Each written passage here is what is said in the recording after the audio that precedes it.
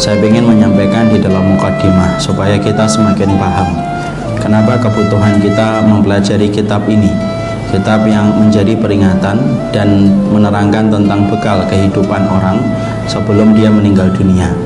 Kenapa kita membutuhkan tema ini untuk kita bahas dalam setiap rutinnya, bulanannya kita membahas kitab ini. Maka setidaknya mukadimah ini akan berusaha untuk membantu supaya kita semakin paham betapa besarnya kebutuhan kita untuk mengetahui ilmu yang berkaitan tentang kematian, persis dengan kitab yang kita kaji, At-Tadhkirah li Ahwalil Mauta wa Umuril Akhirah. Rasulullah SAW bersabda dalam satu riwayat yang sahih. Dalam satu riwayat Bukhari, Rasulullah SAW mengatakan, "Man ahabba liqa Allah, ahabba liqa'ahu, wa man kariha liqa Allah, karihallahu liqa'ahu." Rasulullah SAW menyampaikan, barang siapa orang yang senang bertemu dengan Allah, maka Allah pun akan senang bertemu dengannya kelak. Dan siapapun yang benci bertemu dengan Allah, maka Allah pun akan benci bertemu dengannya kelak. Di situ hadis ini memberikan faedah yang begitu banyak, bahwasanya siapapun mereka, seorang manusia dan seorang hamba, yang apabila dia senang bertemu dengan Allah dan itu melalui kematian, maka Allah pun akan bersuka cita menyambutnya. Dan siapapun yang membenci untuk bertemu dengan Allah, sesungguhnya Allah pun akan membenci untuk bertemu dengannya. Makanya orang yang beriman memandang kematian itu antara harapan dan takut. Harapan itu roja, takut itu khauf. Karena di satu sisi kita takut, kita khawatir bahwasanya amal kita belum mampu untuk mendapatkan surga, dan kita khawatir pula bahwasanya taubat kita belum diterima oleh Allah. Tapi kita juga berharap bahwasanya dengan kematian kita akan bertemu dengan kabar gembira yang telah diberitahukan oleh Allah di dalam Al-Quran dan As-Sunnah. Pahala yang manis atas ibadah kita, pahala yang manis atas ketaatan kita. Dan itulah yang menjadikan orang yang beriman, mereka betul-betul bersuka cita untuk bertemu dengan Allah melalui kematian, maka Allah pun akan bersuka cita bertemu dengannya. Makanya untuk menjadikan diri kita mampu mencintai kematian, karena pada kematian itu akhirnya mempertemukan kita dengan segala macam kebaikan kita, kita harus paham ilmunya, kita harus mengerti maklumat yang menceritakan tentang kematian, supaya bekal mampu kita hadirkan, supaya modal mampu kita usahakan, supaya sebelum kita mati kita tenang dalam kematian itu, kita tinggal memetik buah manis dari apa yang kita tanam dalam kehidupan dunia. Kitab ini, kitab At-Tadhkirah, menyajikan perjalanan-perjalanan yang disampaikan oleh Allah dan Rasulnya, oleh perjalanan manusia dari kehidupan sampai kepada kematian.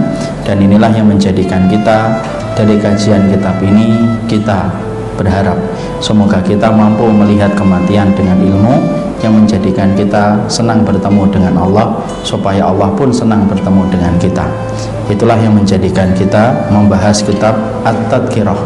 At-Tadhkirah itu adalah peringatan li ahwalil mauta, keadaan orang yang mati, wa umuril akhirah, dan keadaan yang berkaitan tentang urusan akhirat. Maka di sini kita mendapati perkataan dari Abdullah bin Mas'ud.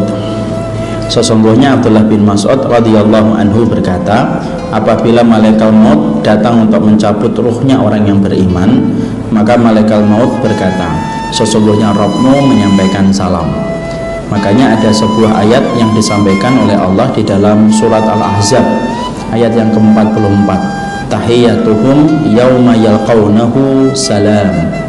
Maka salam penghormatan kepada orang yang beriman pada hari ketika mereka menemui Allah dengan mengatakan salam. Salam itu kesejahteraan bagi kalian, ketentraman bagi kalian. Disinilah kita mengetahui sesungguhnya ketika seseorang itu akan meninggal dunia, maka datang rombongan itu, ada rombongan malaikatur rahmah. Kita bicara dalam konteks yang meninggal itu orang yang beriman. Maka ketika yang meninggal itu konteksnya adalah orang yang beriman, ada malaikatur rahmah dan ada pula malaikat maut, dan mereka memiliki tugas yang berbeda-beda satu dengan yang lainnya. Malaikat maut adalah malaikat yang bertugas untuk mencabut nyawa. penamaan masyarakat Indonesia menamakan malaikat Israel. Dalam banyak sekali riwayat tidak disebutkan penamaan Israel, tetapi yang paling benar penamaan itu adalah malaikat mautu, yaitu malaikat mauti, yaitu adalah malaikat maut. Jadi yang benar itu malaikat Israel atau malaikat maut, Ustaz. Maka saya lebih cenderung penamaan yang lebih mendekati kebenaran, yaitu adalah penyebutan, yaitu adalah malaikat maut. Karena di dalam Al-Quran pun kita menjumpai Allah tidak menyebutkan malaikat maut, tapi Allah menyebutkan, yaitu adalah Allah tidak menyebutkan malaikat Israel, Allah menyebutkan yaitu adalah malaikat maut ya. Makanya saya lebih cenderung untuk menyampaikan sesungguhnya malaikat yang mencabut nyawa yaitu adalah malaikat yang disebut dengan malaikatul maut ya. Maka disinilah kita mendapati dan menjumpai malaikat maut kemudian datang lalu memberikan salam, sebagaimana yang tadi kita bacakan dalam surat Al-Ahzab 44, di mana tahiyyatuhum yauma yalqaunahu salam. Sesungguhnya salam penghormatan kepada orang yang beriman pada hari ketika dia bertemu dengan Allah. Dengan malaikat itu mengatakan salam. Berarti orang yang beriman ketika meninggal dunia, mereka itu walaupun menghadapi sakaratul maut yang begitu berat, sakit yang berlapis-lapis, perih yang berlapis-lapis, tetapi mereka di sisi yang lainnya tenang, karena sesungguhnya para malaikat itu memperlakukan mereka dengan perlakuan yang baik. Dan malaikat maut pun memberikan salam kepada orang yang beriman, karena mereka akan datang pada alam barzah dalam keadaan tenang. Mungkin ibu-ibu dan bapak masih ingat saya pernah menyampaikan sebuah hadis Nabi. Orang itu tidak mungkin dijadikan oleh Allah 2 kali takut dan 2 kali aman. Barang siapa mereka yang sudah merasa aman dari azabnya Allah di dunia sampai dia berlaku dosa, berlaku maksiat, maka ketika nanti mati dia berada pada ketakutan. Makanya orang yang dosa, berzina, minum khamar, buka aurat, tidak taat kepada suami, mencarikan harta untuk istrinya dengan cara yang haram, mendolimi istrinya, maka sesungguhnya orang semacam ini adalah orang yang merasa aman dalam kehidupan di dunia. Nanti tepat ketika meninggal dunia, dia dalam keadaan takut. Kenapa? Menggantikan rasa aman dia di dunia. Karena tidak mungkin 2 kali rasa aman dan tidak mungkin 2 kali rasa takut. Makanya orang yang beriman ketika meninggal dunia dibawa ke liang kuburnya, dia dalam keadaan tidak ketakutan. Dia mengatakan kepada orang-orang yang memikulnya ketika jenazahnya dibawa ke alam kubur, maka kemudian dia mengatakan qaddimuni qaddimuni. Orang yang beriman itu kalau meninggal dunia, ibu, dipindahkan ke kerandanya, ketika dibawa ke alam kuburnya, ke liang lahat, malah meminta supaya disegerakan, jangan terlalu lambat, jangan terlalu lama. Makanya orang yang meninggal dunia itu kalau dikuburkan tidak usah lama-lama, sampai nunggu 2 hari, nunggu 3 hari. Kenapa? Dia ingin untuk mendapatkan segera balasan manis atas semua yang telah dia usahakan. Makanya orang yang beriman ketika meninggal dunia mengatakan qaddimuni qaddimuni, tolong dong segerakan, cepat langkah kakinya menuju ke alam kubur. Tetapi kalau dia bukan orang yang beriman, ketika mati maka dia justru tidak dalam keadaan aman tapi ketakutan. Dia mengatakan ya laitaha aina tadhabuna biha, celaka sekali, kemana kalian itu membawaku pergi. Dia teriak, teriakannya itu didengarkan oleh semua makhluk kecuali manusia. Kalau manusia itu mendengar teriakannya, maka pastilah manusia itu akan pingsan saking kerasnya teriakan dia ketika dibawa ke liang kubur. Apa sih yang korelasinya dengan apa yang kita nanti bahas? Korelasinya adalah orang yang beriman ketika meninggal dunia walaupun tetap merasakan sakaratul maut, tetapi di dalam hatinya dan jiwanya tetap merasakan ketenangan. Karena sesungguhnya malaikat maut yang datang kepadanya memberikan salam, datang dalam keadaan yang terbaik, diam-diam kemudian dalam keadaan tenang.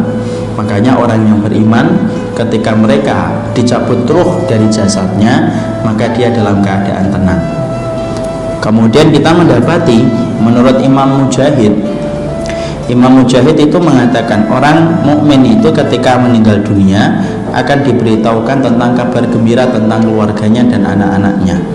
Makanya kemudian hatinya tenang ketika dia dicabut ruh dari jasadnya. Jadi malaikat itu, kata Imam Mujahid, menyampaikan pula, anak-anakmu baik, keluargamu baik, mereka akan dijaga oleh Allah, mereka adalah orang yang baik. Makanya akhirnya ruh ketika dicabut setelah mendapatkan salam dari malaikat maut dan mendapatkan kabar-kabar gembira yang semacam ini, maka menjadikan ruh itu tenang ketika dibawa ke liang, ketika dibawa ketika dibawa menuju kepada langit. Ya, maka kemudian kita membuka pada halaman ke-114. Maka para malaikat itu pun datang, ya, apabila orang soleh itu. Maka malaikat itu mengatakan, ya ayyatuhan nafsul mutmainnah, irji'i ila rabbiki radiyatan mardiyah. Jadi malaikat itu ketika mereka mencabut orang yang beriman, ucapan yang disampaikan kepada mereka adalah, ya ayyatuhan nafsul mutmainnah, wahai pemilik jiwa yang tenang. Jiwa yang tenang itu jiwa yang tidak menuruti nafsu pada kehidupan di dunia. Jiwa yang tenang, jiwa yang mencari ridhonya Allah dalam kehidupan dunia. Jiwa yang terbebaskan dari syirik dan kekufuran. Maka kemudian malaikat mengatakan, wahai pemilik jiwa yang tenang, irji'i, pulanglah kamu, kembalilah kamu menuju kepada Tuhanmu, menuju kepada Rabbmu, radiyatan, dalam keadaan kamu ridha, mardiyah, dalam keadaan pula kamu diridhoi oleh Allah Subhanahu wa taala. Makanya ruh itu ketika dicabut dia akhirnya tenang walaupun dia merasakan sakit. Bukan berarti kalau tenang tidak merasakan sakit loh, tetap merasakan sakit, karena tidak ada semua perkara yang bernyawa kecuali pasti merasakan sakaratul maut. Kullu nafsin dha'iqatul maut. Setiap yang berjiwa itu pasti merasakan mati dan pasti merasakan sakaratul maut. Jadi ketika saya sampaikan tadi dari apa yang disampaikan oleh Imam Qurtubi, bahwasanya setiap malaikat memberikan salam kepada orang yang beriman ketika akan meninggal dunia, walaupun orang yang beriman ketika meninggal dunia itu tenang, bukan menafikan rasa sakit yang dirasakan ketika dia nazak dan ketika dia dicabut ruh dari jasadnya.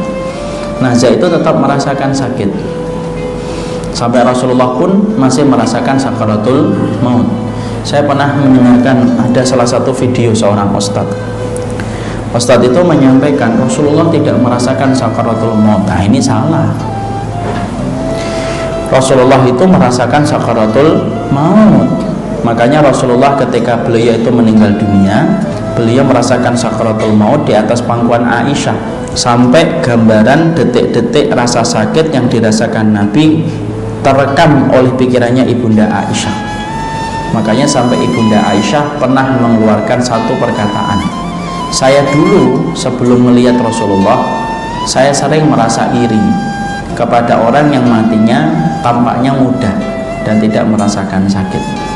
Tapi setelah aku melihat sendiri bagaimana Rasulullah itu wafat di atas pangkuanku, disitulah aku yakin dan tidak pernah aku merasa iri lagi kepada orang yang meninggal dunia tampaknya tenang, tampaknya tidak sakit. Karena apa? Pasti dia merasakan sakit karena Rasulullah saja merasakan sakit. Mungkin di antara kita ada yang bertanya, kenapa kok sampai Rasulullah itu merasakan sakit ketika sakaratul maut? Padahal orang yang paling berhak dicabut sakaratul mautnya dan dicabut rasa sakitnya itu harusnya Nabi. Tetapi kenapa Nabi Muhammad kok merasakan sakaratul maut? Nah, ibu-ibu dan harus paham, harus ngerti. Nabi itu merasakan sakaratul maut karena sesungguhnya ada dua faedah yang disebutkan oleh Imam Al-Qurtubi. Faedah yang pertama, kenapa Nabi merasakan sakaratul maut? Yang pertama, supaya memberikan gambaran yang benar kepada orang yang beriman, bahwasanya gambaran itu adalah kalau nabimu dan rasulmu saja merasakan sakaratul maut, apalagi manusia biasa. Makanya kalau kita menjumpai Rasulullah saja merasakan sakaratul maut, apalagi saya, apalagi ibu, apalagi suami kita, pasti akan merasakan sakaratul maut. Faedah yang kedua, kenapa Nabi itu merasakan sakaratul maut? Karena sesungguhnya para nabi itu ujiannya dan cobaannya berat. Dan cobaan itu diberikan oleh Allah sampai detik-detik sebelum mereka berpindah ke alam barzakh. Allah masih memberikan cobaan yang begitu berat kepada mereka. Kenapa cobaan para nabi itu berat? Supaya nabi merasakan bagaimana balasan atas setiap cobaan itu begitu besar di sisi Allah.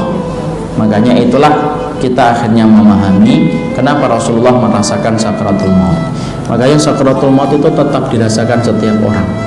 Makanya sampai para ulama saja berbeda pendapat tentang masalah apakah hewan juga merasakan sakaratul maut.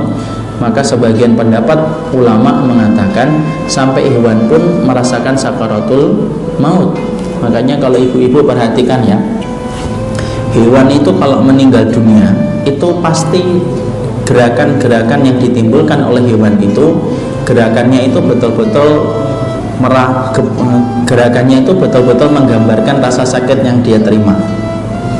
Ibu pernah melihat ada singa dalam tayangan video WhatsApp, ketika beberapa detik sebelumnya dia berdiri kokoh gagah, tapi dalam sekejap tiba-tiba dia matanya berputar-putar, kemudian badannya bergerak muter jasad mereka.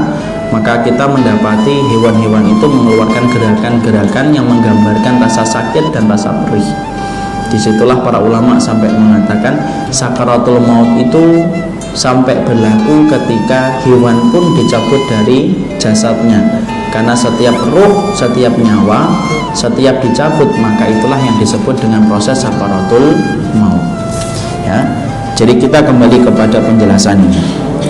Dalam penjelasan inilah kita kemudian mengetahui sesungguhnya para malaikat memberikan salam kepada orang yang beriman ketika mereka meninggal dunia, sebelum meninggal dunia. Para malaikat itu memberikan salam, memberikan penghormatan supaya orang yang beriman tenang dan merasa aman ketika dia berpindah ke alam barzakh. Dan Abdullah bin Mubarak tadi yang kita sampaikan, sampai Imam Mujahid tadi mengatakan saking tenangnya orang yang beriman, mereka dikasih tahu anak-anakmu baik, keluargamu baik, sudah kamu pulang kepada Rabbmu, kamu pulang kepada keridhaan Allah. Makanya mereka pulang dalam keadaan tenang walaupun tetap merasakan sakit, karena setiap yang bernyawa pasti merasakan sakaratul maut. Itulah yang kita ingin jelaskan. Maka kemudian akhirnya nyawa itu kemudian akhirnya dibawa ke langit, ya, dibawa ke langit, menembus langit yang pertama. Dia menuju kepada tempat bersemayamnya Allah. Ini berarti menunjukkan bahwasanya Allah bersemayam di atas langit, karena setiap ruh ketika meninggal dunia dibawa ke atas langit, bukan dibawa kemana-mana, tapi dibawa ke atas langit menuju kepada langit yang pertama.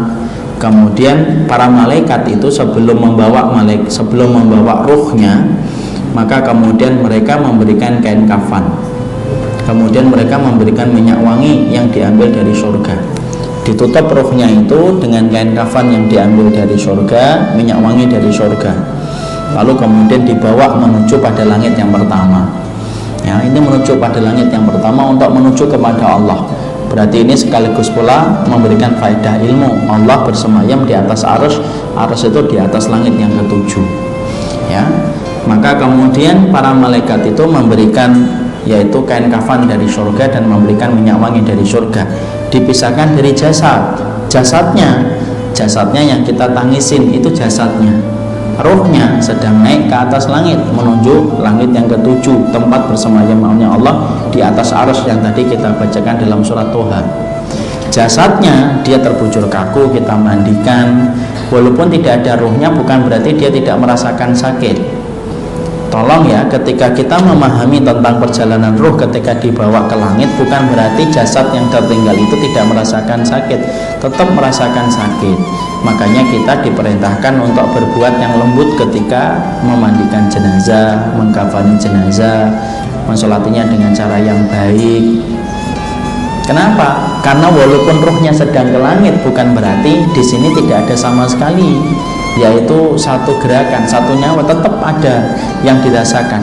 Makanya kenapa kita diperintahkan ketika sama orang yang telah meninggal dunia, diperintahkan jangan kasar, jangan dipukul-pukul ketika kita memandikan, karena walaupun ruhnya naik ke atas langit, dia itu jasadnya tetap secara sunnah kita diperintahkan untuk berlaku yang lembut, karena Rasulullah memberitahukan kepada kita, inna kasra admal mayyiti kakasri admal hayyi. Karena ada satu riwayat yang disampaikan Nabi, sesungguhnya mematahkan tulang orang yang meninggal dunia itu sama dengan mematahkan tulangnya ketika dia masih hidup, bahkan lebih sensitif ketika orang itu meninggal dunia. Makanya kenapa kalau kita memandikan harus lembut, kenapa ketika kita mengkafani harus lembut, pelan-pelan, jangan, nggak boleh kasar. Tidak boleh orang beralasan ini sudah tidak ada ruhnya bu, tidak apa-apa. Karena kan ada ya penyelenggaraan jenazah itu yang mereka kasar. Saya pernah melihat sendiri ada penyelenggaraan jenazah itu bagian belakangnya semayat itu dimasukkan selang itu, Masya Allah, dibolak-balik kayak bolak-balik ikan dia. Tidak boleh. Makanya saya wanti-wanti betul, kalau saya dan ibu nanti meninggal dunia, tolong wasiatkan yang memandikan kita adalah keluarga kita yang sudah paham tentang ilmu, supaya kita tidak dikasari ketika meninggal dunia. Karena kalau kita dimandikan orang yang tidak ada kekerabatan dengan kita, yang bisa terjadi adalah mungkin orang itu akan berbuat kasar karena merasa bahwasanya itu bukan anggota keluarganya, atau karena minimnya ilmu, bahwasanya dia merasa bahwasanya orang mati itu sudah tidak merasakan sakit sama sekali.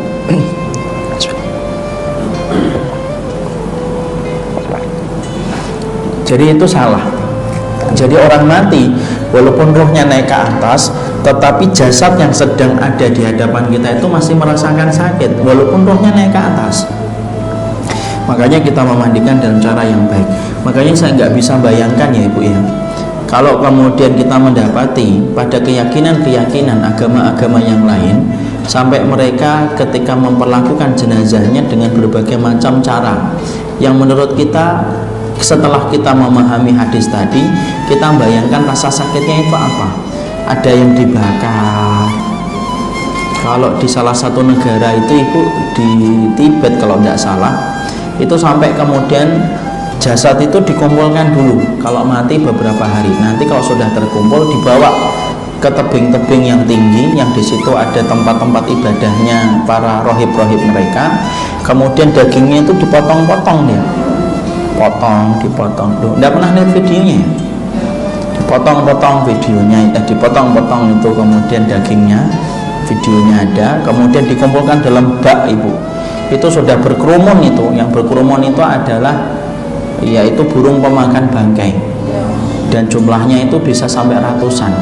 Nanti setelah terkumpul semua dagingnya disebar, dimakan sama burung pemakan bangkai. Karena menurut mereka dengan itu kemudian burung-burung itu akan membawa daging itu ke atas langit untuk menuju kepada kahyangan. Nah, itu kita bayangkan kalau Rasulullah itu mengatakan mematahkan tulang orang yang hidup saja sudah terasa sakitnya, dan kita merasakan sakitnya yang luar biasa, padahal itu baru mematahkan tulang orang yang meninggal dunia, itu sudah terasa ketika dia meninggal dunia, apalagi sampai dipotong, sampai dibakar, sampai diremukkan tubuhnya. Nah, kita bisa bayangkan betapa beruntungnya kita ketika mengenal Islam, akhirnya kita terhindar dari segala macam kerusakan dunia dan akhirat kita. Maka disitulah kita harus paham. Jadi akhirnya roh itu kemudian dibawa ke atas langit, dia dalam keadaan tenang. Ya, kenapa dia tenang? Tadi kita sampaikan perkataan Imam Mujahid, para roh itu ketika dibawa ke atas langit dia tenang, dia tidak melongok-longok ke bawah gitu. Karena apa? Karena dia sudah diberitahukan tentang kabar gembira dari keluarganya. Makanya dia menghadapi satu urusan yang baru, yaitu alam yang baru, dan alam itu adalah alam barzah. Dan tentunya kita paham ya, alam barzah itu apa? Alam yang memutuskan hubungan dia dari kehidupan dunia. Dan kita harus paham kenapa disebut dengan barzah. Disebut dengan barzah karena sesungguhnya kita tidak mampu lagi untuk kembali dalam kehidupan di dunia. Dan disebutnya Dan disebutnya barzah itu kenapa? Karena sesungguhnya barzah itu artinya tembok dan benteng yang kokoh yang tidak mungkin ditembus, itu namanya barzah. Makanya Allah menyebutkan di dalam surat Al-Mu'minun ayat yang ke-100, Allah berfirman, la'alli a'malu shalihan fima tarakt, semoga aku ini kemudian beramal soleh terhadap apa yang aku tinggalkan dari amal soleh itu.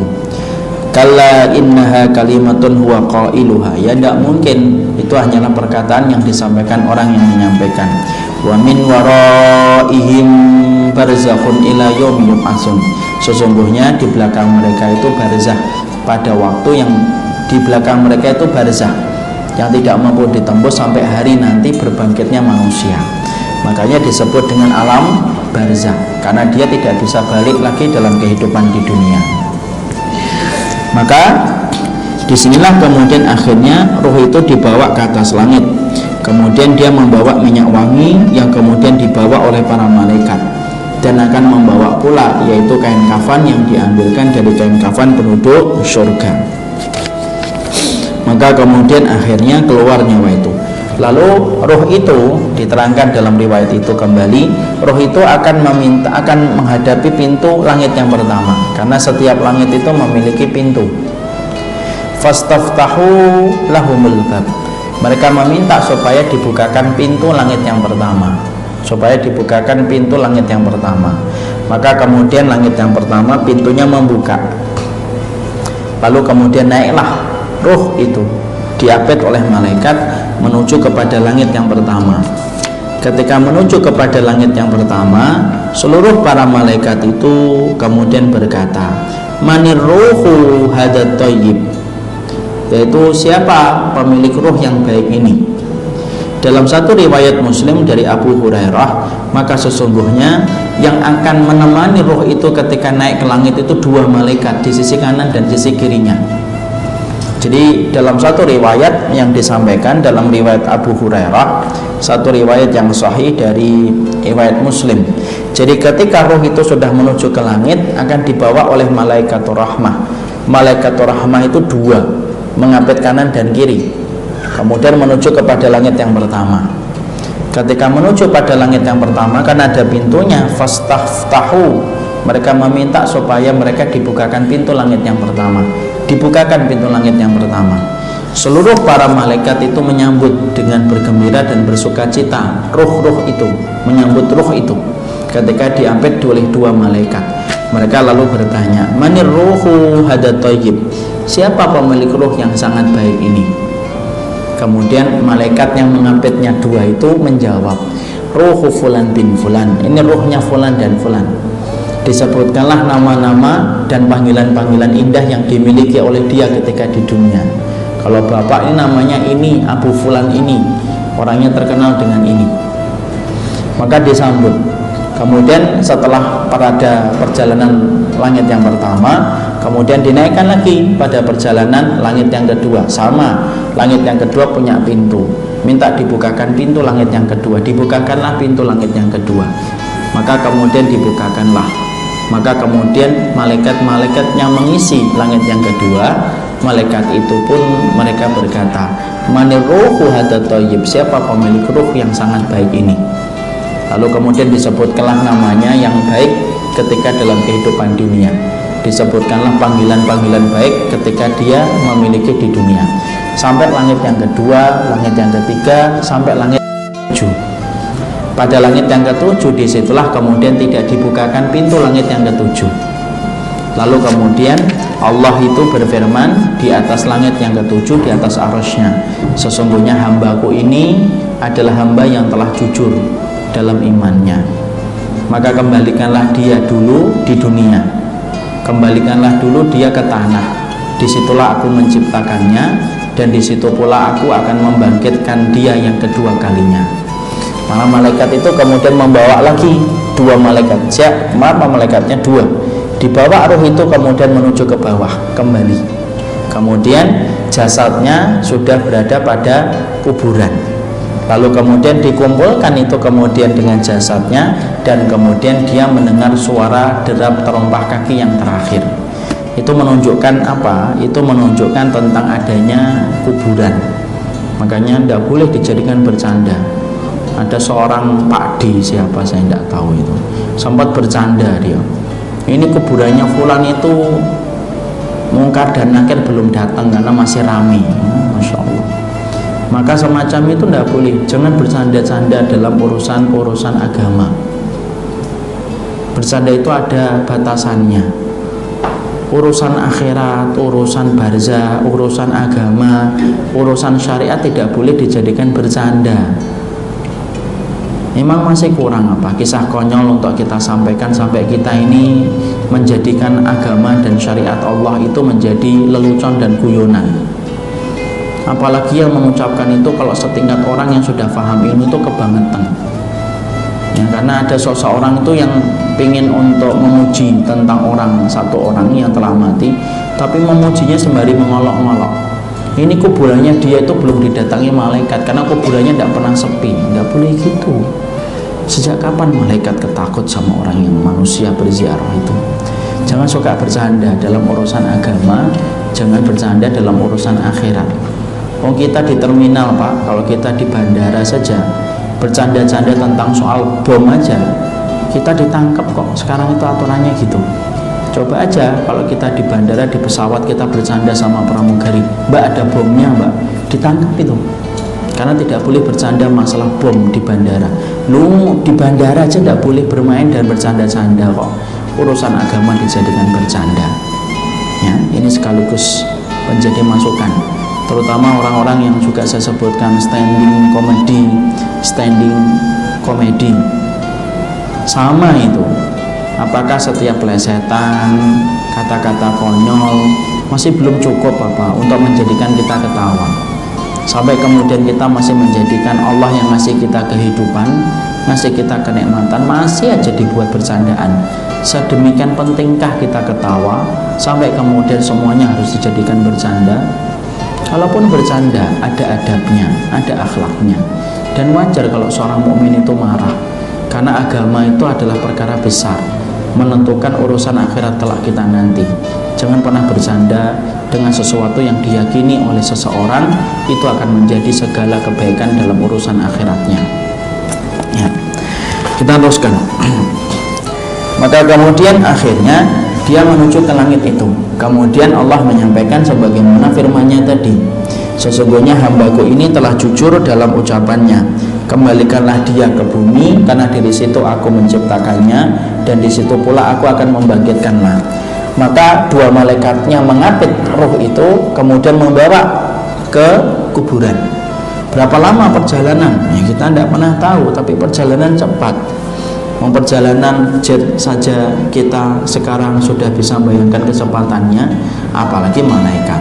Dibawa ke bawah, dikumpulkan dengan jasadnya kembali. Ya. Apa bedanya Ustadz? Kenapa ketika dia rohnya itu dikembalikan kepada jasadnya dia tidak hidup? Nah, kita harus paham bedanya antara jasad dengan ruh ketika hidup dengan jasad dan ruh ketika meninggal dunia. Bedanya itu apa? Ketika kita hidup di dunia, jasad dan ruh itu yang dominan adalah jasad. Makanya jasad bisa kita gerakkan, bisa kita memegang sesuatu. Kalau dipukul, yang paling kerasa itu jasadnya. Dia jadi bengkak, hitam, bengkak. Itu karena jasad yang paling dominan. Tapi nanti ketika seseorang itu telah meninggal dunia, ketika kemudian dua malaikat itu membawa ruhnya kembali kepada jasadnya, maka sesungguhnya jasad dan ruh itu kalau orang sudah meninggal itu dikumpulkan lagi. Tetapi ruh dengan jasad itu lebih dominan ruhnya. Makanya ada orang yang diadab, disiksa, kelihatan wujudnya itu utuh. Contoh nih, kayak kita ngelihat misalkan Firaun, jasadnya kan ada Ustaz, yang disiksa ruhnya, karena yang dominan ruhnya. Di situ kita mendapati, makanya yang kemudian ketika disatukan ruh dengan jasadnya ketika di kuburan, yang dominan itu ruhnya. Jadi manusia itu diketahui disiksa di dalam kuburnya, mendapatkan adab kubur, maka tidak kelihatan secara kasat mata sebagaimana kelihatan ketika dia masih hidup, itu beda. Nah, disitulah kita akhirnya mendapati dia dikembalikan dalam kehidupan di alam kuburnya, sampai akhirnya dia mendapatkan pertanyaan dari Munkar dan Nakir. Munkar dan Nakir bertanya kepadanya tentang 3 pertanyaan yang sudah kita pahami. Sekarang mari kita buka pada halaman ke-121.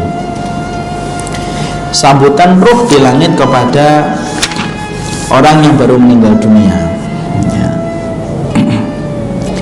Maka kemudian diceritakan dalam satu riwayat dari Ibnul Mubarak, bahwasanya dalam satu riwayat Ibnul Mubarak, walaupun ini asarnya ataupun riwayatnya mauquf, tetapi hadisnya marfu, tetapi hukumnya marfu. Marfu itu bersambung kepada Nabi.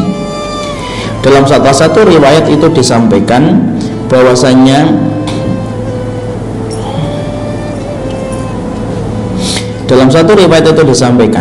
apabila nyawa seorang mukmin telah dicabut, maka disambut oleh hamba-hamba Allah yang mendapatkan rahmat, sebagaimana mereka menyambut kedatangan pembawa kabar gembira di masa di dunia. Hamba-hamba Allah itu menyambutnya seraya berkata, perhatikan saudara kalian ini dan biarkanlah istirahat dulu, karena dia baru saja mengalami kejadian besar. Artinya dari penjelasan sepenggal riwayat ini kita mengetahui roh itu ketika dicabut nanti akan ketemu dengan roh-roh yang lainnya. Roh-roh yang lainnya kemudian menyampaikan, dan mereka itu menyambut gembira, ya, sebagaimana mereka menyambut kabar orang yang membawa kabar gembira ketika di dunia. Perhatikanlah saudara kita yang baru datang ini, sesungguhnya dia baru saja mengalami kejadian yang besar. Kejadian besar itu apa? Kematian. Dan saya harus menyampaikan, kematian itu, jamaah yang semoga Allah rahmati, kematian itu tidak pernah dirasakan manusia kecuali hanya sekali, seumur hidup dan seumur akhirat. Orang tidak pernah lagi merasakan kematian kecuali hanya 1 kali saja, seumur hidup dan seumur akhirat. Makanya ketika orang sudah mati,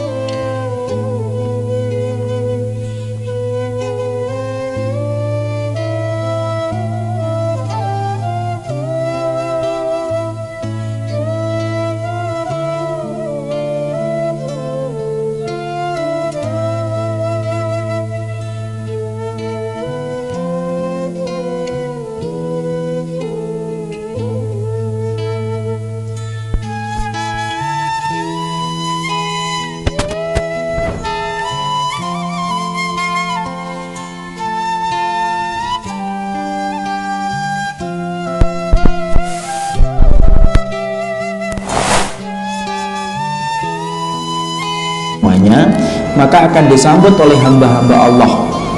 Hamba-hamba Allah itu memberikan satu penyambutan yang menggembirakan, sebagaimana orang yang datang membawa kabar gembira kepada kita ketika di dunia.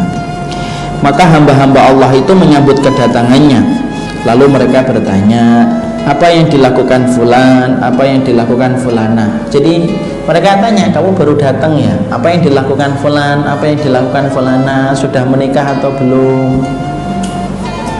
Maka itulah yang ditanyakan ruh-ruh yang telah seduluan, karena mereka dipertemukan oleh Allah, dan bagi Allah itu mudah mempertemukan ruh itu. Maka apabila mereka bertanya kepadanya tentang orang yang mati sebelumnya dan mendapatkan jawaban dia telah meninggal dunia, maka sesungguhnya mereka mengucapkan, oh dia sudah meninggal dunia, tapi tidak dipertemukan ruhnya. Mereka mengatakan inna lillahi wa inna ilaihi rajiun, dan itu akhirnya mereka rasakan. Disitulah kemudian kita mendapati pula Hasan Al-Basri radhiyallahu anhu itu mengatakan, apabila ruh seorang mukmin telah dicabut maka dinaikkan ke langit, maka dia itu akan disambut oleh ruh-ruh orang yang beriman, dan mereka itu akan bertanya, fulan itu sekarang ngapain, fulan itu sekarang dapat apa. Mereka saling menanyakan itu kepada ruh yang baru datang. Maka dia bertanya, apakah dia belum datang juga kepada kalian? Belum, ya, belum, ya. Sesungguhnya demi Allah dia belum datang kepada kami, bahkan lewat pun belum. Jangan-jangan dia menuju kepada hawiyah, jangan-jangan dia menuju kepada neraka. Disitulah kita mendapati, walaupun beberapa dari asar ini ada yang diterangkan dalam keadaan yang lemah, tapi sebagian riwayat menunjukkan pada riwayat yang hasan bahwasanya orang yang beriman ketika mereka meninggal dunia disambut oleh ruh-ruh orang yang beriman yang telah meninggal dunia sebelum mereka. Itulah yang disampaikan oleh Imam Al-Qurtubi. Makanya kemudian akhirnya kita kemudian menjumpai bahwasanya orang-orang yang beriman ketika mereka dicabut ruhnya, mereka dalam keadaan tenang dan mereka mendapati tempat kembali mereka menjadi tempat sebaik-baik tempat kembali. Dan inilah yang menjadi jawaban dari pertanyaan sebagian dari kita. Apakah ruh itu apabila sudah dicabut nyawanya, apakah ruh itu akan ketemu dengan ruh-ruh yang lainnya? Maka sesungguhnya apa yang disampaikan oleh Imam Al-Qurtubi, beliau mengatakan setiap ruh orang yang beriman akan bertemu dengan ruh orang yang beriman yang lainnya. Makanya beliau menukilkan perkataan dari Hasan Al-Basri tadi, orang yang beriman itu kalau sudah dicabut nyawanya, mereka itu akan bertemu dengan ruh-ruh orang yang beriman yang telah mendahului mereka. Sembari orang-orang yang beriman yang telah mendahului dia bertanya, yang dilakukan fulan sekarang apa? Sudah nikah atau belum? Dan mungkin akan bertanya hal-hal yang lainnya. Kenapa mereka bertanya itu? Karena mereka tidak tahu kejadian di dunia. Karena tadi kita sebutkan kan, sesungguhnya mereka sudah berada di alam barzah. Makanya alam barzah itu alam yang sudah menghentikan keterikatan mereka dari dunia. Wallahu a'lam bishawab. Maka kemudian kita bacakan dalam satu riwayat lainnya. Maka dari Imam An-Nasai dari sanadnya Abu Hurairah radhiyallahu anhu bersabda, para malaikat itu membawa nyawa orang yang mati menemui arwahnya orang yang beriman. Maka sungguh mereka amat gembira, melebihi seseorang dari kalian ketika kedatangan keluarganya dari rantau. Mereka bertanya, apa yang dilakukan fulan, apa yang dilakukan fulanah? Lalu mereka berkata, sebagian dari mereka mengatakan, biarkan, jangan ditanya dulu, sesungguhnya dia masih sedih mengingat dunia. Dan ketika nyawa itu balik bertanya, bukankah fulan itu telah datang kepada kalian? Ruh-ruh itu menjawab, rupanya dia dibawa kepada Hawiyah. Hawiyah itu adalah sebuah tempat di neraka, dibawa kepada tempat seburuk-buruknya kembali. Hadis ini merupakan hadis yang hasan dan dinyatakan sahih oleh Imam Al-Albani rahimahullahu ta'ala di dalam kitabnya As-Sahihah. Jadi menjelaskan kepada kita bahwasanya orang yang beriman itu nanti akan dipertemukan dengan ruh-ruhnya orang yang beriman yang mati, yang kemudian sama-sama beriman, kecuali yang masuk neraka. Jadi misalkan kita punya orang tua, ibu kita meninggal dulu, dan ternyata neneknya, budenya termasuk orang yang beriman pula kepada Allah, maka ketika ibu kita yang meninggal paling terakhir, lebih terakhir daripada nenek kita dan bude kita, nanti ketemu dengan kemudian ruhnya orang yang beriman yang lainnya. Lah ruhnya orang yang beriman lainnya itu nanya, lah yang dilakukan fulan apa? Yang dilakukan fulanah itu apa? Kenapa mereka bertanya itu? Karena mereka sudah lama meninggalkan dunia dan tidak tahu tentang masalah di dunia. Hadis ini sekaligus memberikan gambaran kepada kita bahwasanya hadis ini memberikan gambaran sudah tidak ada lagi intervensi orang yang meninggal dunia dalam urusan di dunia. Tidak ada namanya ruh bergentayangan, kemudian roh ibunya datang meminta didoakan dong nak, nggak didoakan, nggak ada itu. Dan riwayat ini dan asar ini sudah kita kemudian disampaikan tadi merupakan asar yang sahih. Makanya tadi kita membacakan di dalam surat Al-Mu'minun ayat yang ke-100, yang namanya barzah itu tembok yang tebal, benteng yang kokoh yang tidak mampu ditembus. Makanya tidak mungkin orang itu balik dan dia tidak tahu tentang urusan dunia itu apa. Makanya ketika ada ruh orang yang beriman itu datang, mereka langsung nyambut, ditanya, fulan gimana kabarnya, fulanah gimana. Mungkin juga ditanya gimana keadaan yang terakhir di dunia. Mereka sampai bertanya itu. Makanya sebagian dari mereka roh itu berkata, sudah jangan ditanya dulu, dia baru saja meninggal dunia dan baru saja meninggalkan dunia karena sedih meninggalkan dunia itu. Makanya kemudian itu termasuk salah satu yang diberitakan oleh Rasulullah Sallallahu Alaihi Wasallam. Ya. Maka dalam satu riwayat disebutkan, maka Rasulullah SAW kalau berpendapat itu, maka kemudian akhirnya kita mengetahui adanya pertemuan ruh orang yang beriman ketika mereka telah meninggal dunia. Dan itu sudah disampaikan pula di dalam hadis Rasulullah. Dalam satu riwayat yang sahih dalam riwayat Muslim, Rasulullah SAW, al-arwahu junudun mujannadah, fama ta'arafa minha i'talafa, wa ma tanakara minha ikhtalafa. Makanya Rasulullah mengatakan ruh itu, jiwa itu bagaikan tentara yang terlatih yang dikumpulkan. Ruh-ruh itu apabila mereka mengenal, mereka saling bersatu. Ruh itu kalau tidak mengenal, mereka berpisah. Ya, bahwasanya disitulah kemudian kita mengetahui ruh-ruh itu bertemu dengan ruh-ruh yang lainnya. Jadi inilah kabar yang disampaikan oleh Rasulullah Sallallahu Alaihi Wasallam, bahwasanya orang yang beriman, ruh-ruh mereka itu saling bertemu. Jadi tidak ada kesedihan bagi orang yang beriman ketika mereka telah meninggal dunia. Jadi mereka pun mendapatkan kabar dari kehidupan di dunia dengan ruh-ruh yang baru datang kepada mereka. Selama mereka sama-sama beriman, akan bertemu dengan orang yang beriman. Siapa ruh yang tidak bertemu? Yaitu ruh-ruh yang mereka tempat kembalinya kepada hawiyah. Ruh-ruh yang kembalinya, yaitu kembalinya kepada ruh-ruh yang kembalinya itu kepada neraka, dan ruh-ruh yang kembalinya kepada siksa Allah. Ruh-ruh yang kembalinya kepada siksa di neraka, itulah yang kemudian tidak bertemu dengan satu dengan yang lainnya. Jadi disinilah kita memahami. Jadi itu menjawab sebagian pertanyaan dari kita. Jadi orang tua kita nanti ketika ini mereka akan bertemu dengan ruh-ruhnya orang yang beriman, dan itu merupakan bagian dari penjelasan yang disampaikan oleh Rasulullah SAW. Maka sebelum kita melanjutkan pada pembahasan berikutnya, halaman 126, saya ingin menyampaikan dulu bahwasanya tempatnya ruh itu berbeda-beda satu dengan yang lainnya. Jadi tempatnya ruh itu beda-beda, tidak pada satu tempat. Makanya Imam Ibnu Qayyim menjelaskan ruh itu tempatnya beda-beda, satu ruh dengan ruh yang lainnya. Ada yang mendapatkan tempat yang baik di alam kubur, ada yang mendapatkan tempat yang buruk di alam kubur. Ada yang terletak antara langit dan bumi ketika dia punya hutang, sampai hutang yang dia miliki dibayarkan oleh ahli warisnya. Ada yang terletak dalam burung-burung, tembolok burung-burung hijau yang rumahnya itu di bawah arsy-Nya Allah. Jadi di bawah arsy-Nya Allah itu sebuah tempat-tempat burung-burung hijau yang mereka itu masuk ke dalam surga pagi hari. Mereka menikmati apa yang di surga, walaupun hanya dalam tembolok burung-burung hijau. Kembalinya mereka di bawah arsy-Nya Allah di waktu sore. Masya Allah, di bawah arsy-Nya Allah kayak apa itu? Oh, di pinggir sungai aja sudah indah, ini di bawah arsy-Nya Allah. Oh ya, Masya Allah. Ada ruh yang di atas periuk, kemudian dia dibakar setiap waktunya. Disitulah Imam Ibnu Qayyim menyampaikan kedudukan ruh itu berbeda-beda sesuai dengan tingkat amalan mereka di dunia. Kalau ruhnya itu orang yang beriman akan mendapatkan nikmat kubur.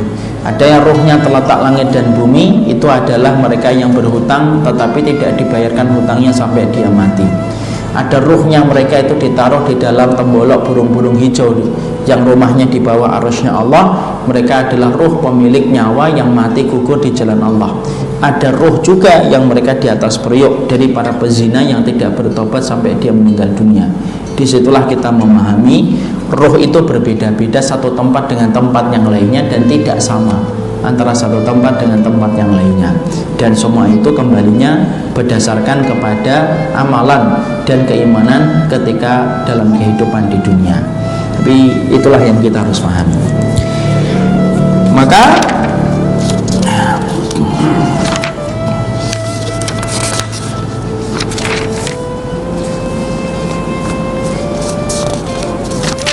kita kemudian akan kemudian membuka halaman 133. Cara mati itu berbeda-beda bagi setiap orang. Artinya apa? Kenapa orang itu ketika mati caranya berbeda-beda? Nah, inilah yang akan menjadi pembahasan kita bulan depan, ya, insya Allah. Jadi cabutan nyawa berbeda-beda, nanti kita akan sampaikan. Jadi artinya dari semua materi yang tadi kita sampaikan, kita akhirnya mengetahui bahwasanya ruh ketika dicabut, maka yang mencabutnya adalah malaikatul maut. Yang menyambut ruh itu dan mengapit ruh itu dua malaikat. Dua malaikat itu menuju kepada langit yang pertama sampai langit yang ketujuh. Ini sekaligus pula menunjukkan bahwasanya Allah bersemayam di atas arsy-Nya sampai langit yang ketujuh, lalu kemudian Allah mengembalikan dia ke dunia. Walaupun roh itu sedang terbang ke langit yang ketujuh ketika baru meninggal dunia, kita tetap memperlakukan orang yang mati selembut mungkin, karena Nabi sudah memberikan sebuah kaidah, mematahkan tulang orang yang mati sebagaimana mematahkan tulangnya ketika hidup. Ketika roh dikembalikan kepada jasadnya, maka kemudian digantikan malaikat mungkar dan nakir untuk dimintain pertanggungjawaban tentang 3 pertanyaan. Kita tadi belajar dalam satu riwayat bahwasanya ruh-ruh itu ketika sebelum dicabut oleh malaikat maut akan mendapatkan salam dari para malaikat, memberikan ketenangan, dia tenang, dia tidak gelisah walaupun tetap merasakan sakaratul maut. Dan sesungguhnya Imam Mujahid itu mengatakan roh itu ketika meninggal dunia, sebelum meninggal dunia, para malaikat memberitahukan tentang kondisi keluarganya yang akan dilindungi dan dijaga oleh Allah, sampai roh itu tenang ketika dicabut roh dari jasadnya menuju kepada Allah. Kita tadi juga belajar dalam tema yang kita bahas, sesungguhnya roh itu apabila sudah dicabut, kalau dia beriman akan bertemu dengan ruh-ruh mereka, orang-orang yang beriman yang mendahului mereka. Mereka akan bertanya, bagaimana keadaan fulan, bagaimana keadaan fulana, sudah menikah atau belum. Ini menunjukkan kepada kita ruh orang yang beriman dipertemukan kembali oleh Allah ketika mereka berada pada alam barzah. Hadis pula ini menunjukkan kepada kita bahwasanya orang yang telah meninggal dunia sudah tidak ada lagi kaitannya dalam urusan dunia. Makanya mereka bertanya sama ruh yang baru meninggal dunia, karena mereka tidak tahu tentang keadaan di dunia. Kemudian kita juga belajar ruh itu tempatnya berbeda-beda sesuai dengan tingkat amalan mereka masing-masing. Ada ruh yang mana ditempatkan antara langit dan bumi, mereka yang utang tidak bayar. Ada yang ditempatkan di dalam kenikmatan kubur ketika beriman, ada yang ditempatkan dalam siksa kubur ketika tidak beriman. Ada pula ruh yang ditempatkan oleh Allah di antara tembolok burung-burung hijau, mereka yang mati syahid. Artinya Imam Ibnu Qayyim memberitahukan setiap ruh itu berbeda-beda penempatannya oleh Allah sesuai dengan kadar kualitas amal yang mereka lakukan. Dan itulah yang kita pahami tentang ruh. Jadi kemana perginya ruh kita sudah paham. Nanti kita akan bahas bagaimana orang ketika meninggal dunia, ya. Cara mati orang berbeda-beda itu gimana. Saksikan jawabannya pada pertemuan kita bulan depan, insya Allah. Setelah ibu-ibu dan bapak punya kitabnya, ya, kita nunggu apakah bertobat ataukah tidak. Belinya di toko buku, jangan di toko underdeal, pasti tidak ada. Nanti moga-moga Majelis Al-Hujjah bisa menyediakan, akhirnya dia bisa menyediakan di sini.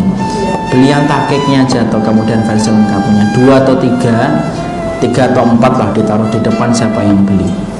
Insya Allah harganya 200 itu murah lah dibandingkan dengan anggaran pulsa kita dan pulsa data, lebih murah insya Allah. Dan manfaatnya pasti panjang.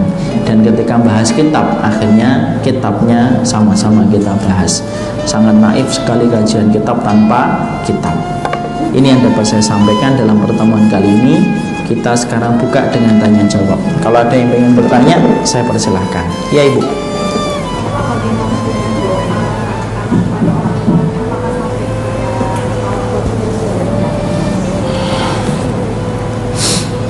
Doa anak kepada orang tua itu nyampe atau tidak? Nyampe kalau anaknya solih, Ibu. Kalau anaknya tidak solih, anaknya kafir, tidak sampai. Makanya yang disebutkan Nabi, waladun solihun, ya tahu lahu, anak yang solih yang mendoakan orang tuanya.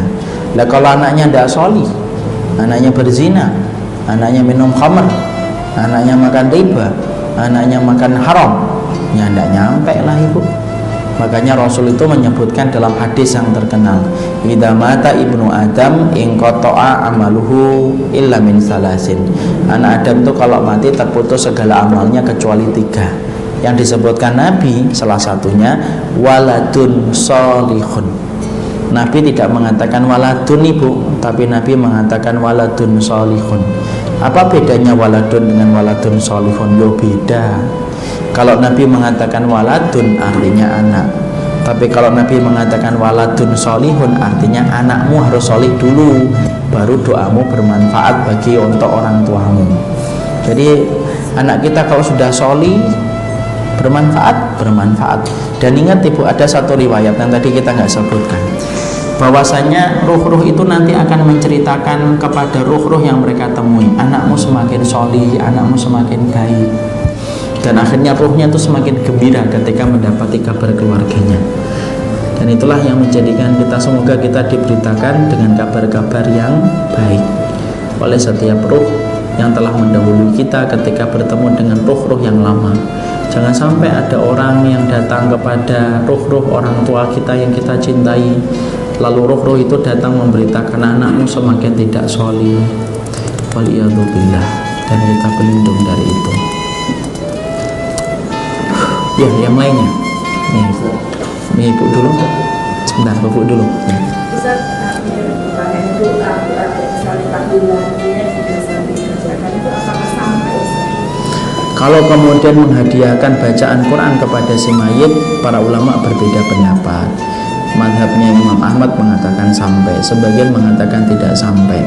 Tapi kalau keluar dari titik perbedaan para ulama, yang paling baik sudah mendoakan saja. Allah Rabbana filli wali walidayya walil mu'minin yauma yaqumul hisab. Maka itulah yang kita doakan kepada orang tua kita, dan itu pasti nyampe. Adapun menghadiahkan bacaan Al-Quran, para ulama berbeda pendapat, satu dengan yang lainnya tidak sepakat. Ya kalau kita mendapati perbedaan itu, kita hormati perbedaan itu. Tapi keluar dari perbedaan menuju kepada titik yang sudah diyakini kan lebih baik. Dan yang diyakini seluruh ulama adalah mendoakan orang yang meninggal dunia itu nyampe. Makanya kita mengatakan dalam doa kita, ketika orang yang bukan anaknya mendoakan orang yang mati di antara teman dan sahabatnya nyampe.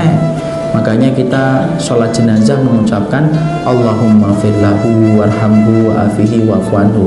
Makanya ibu perhatikan, kenapa sih kita diperintahkan untuk berteman sama orang yang sholih, berteman sama orang yang sholihah? Karena pada dasarnya mereka itulah yang akan mendoakan kita nanti kalau kita mati. Nah kalau kita bertemannya sama bukan orang yang sholih, mendoakan aja tidak hafal ya, mendoakan dirinya aja tidak pernah, apalagi mendoakan temannya yang sudah mati. Makanya berteman sama orang sholih itu pada dasarnya kita sedang memilih siapa orang yang akan mensolati kita dan mendoakan kita. Karena doa anak yang sholih dan doa teman-teman yang sholih nyampe kepada kita.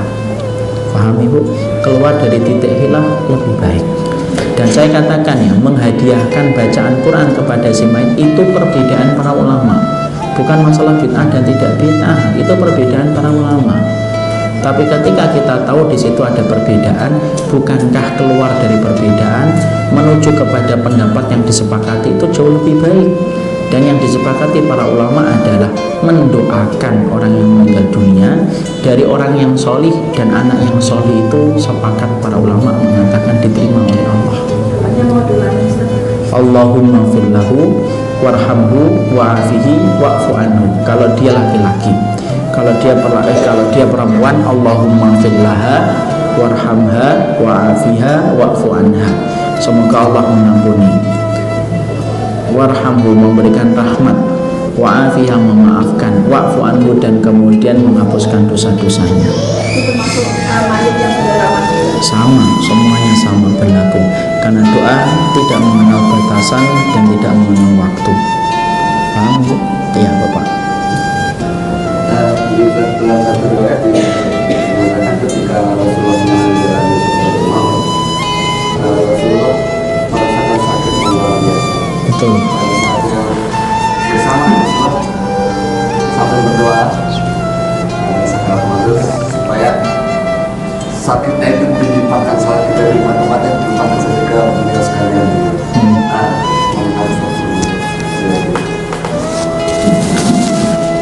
Saya belum tahu tentang riwayat itu, Pak. Saya belum mengenal riwayat itu, tapi yang saya baca riwayatnya adalah Rasulullah mengatakan, Allahumma inna lil mauti la sakaratun. Ya Allah, ternyata setiap kematian itu punya sakaratnya. Punya sakaratnya. Adapun beliau meminta supaya setiap sakaratul maut setiap manusia dari antara umatnya ditujukan dan dilimpahkan kepada beliau saja. Saya belum pernah menjumpai riwayat itu. Wallahu a'lam bishawab. Nanti kita coba cek kembali bagaimana keberadaan hadisnya dan riwayatnya. Ya, ya Kan banyak kalau ada yang meninggal gitu ya, kan suka orang-orang tuh membaca Al-Fatihah.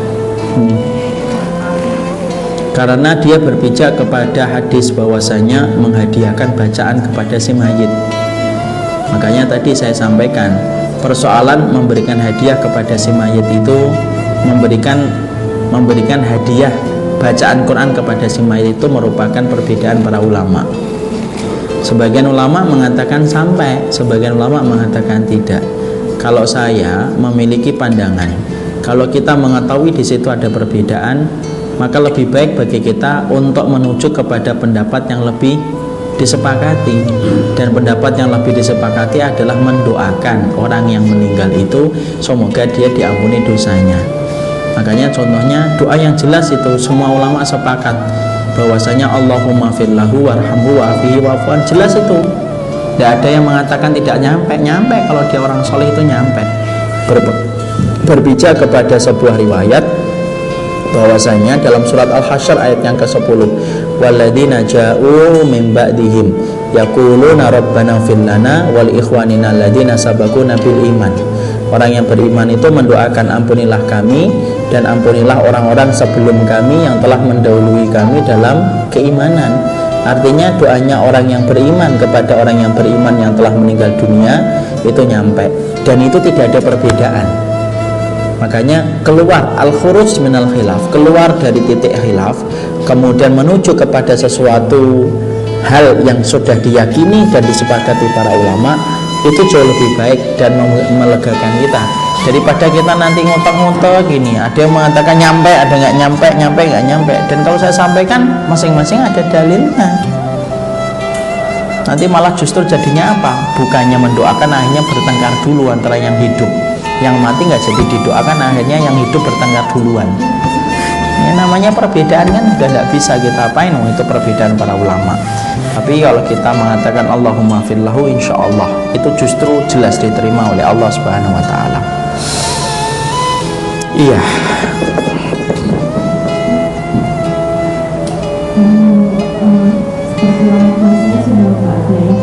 Terus beliau mempunyai utang, sedangkan kita nggak tahu memiliki utang siapa misalkan si A sendiri tidak dadakan, sedangkan ada lagi si C, si D, dan lain sebagainya. Sesuai dengan maklumat dan informasi yang sampai kepada ibu. Makanya itulah yang menjadikan kita semakin paham ya, menuliskan catatan hutang kita serta menyimpannya sebelum kita meninggal dunia itu merupakan bagian dari sunnah yang hari ini terlupakan. Saya kalau mau tanya pada majelis ini, bapak-bapak dan ibu sudah nulis wasiat atau belum? Saya tidak mau dengar jawaban, takutnya jawabannya mengecewakan. Karena ini termasuk salah satu sunnah yang harusnya sudah kita miliki. Wasiatnya itu apa? Hutang kita berapa, piutang kita berapa, dan itu membantu urusan nanti ketika kita meninggal dunia. Karena ketika kita meninggal dunia ada hak yang harus kita ditunaikan, haknya manusia, hakul adami. Hakul adami itu tidak bisa ditebus dengan taubat. Hakul adami itu hanya bisa ditebus dengan keridhaan dari orang yang kita ambil haknya. Makanya utang itu harus ditulis. Saya tidak punya utang Ustaz, kredit Pak? Iya, ya itu utang sebenarnya. Makanya kalau kita punya catatan enak. Makanya kalau kita mendapati orang tua kita dulu tidak meninggalkan, ya kita ini, kalau ibu saya dulu Alhamdulillah ibu, walaupun belum mendadak, tapi beliau catatin semuanya sampai utang ada minyak kayu putih dia belum bayar karena uangnya kebesaran, tidak ada kembaliannya, ditulis dia, dan itu saya dapatin dalam lemarinya beliau ketika kita buka.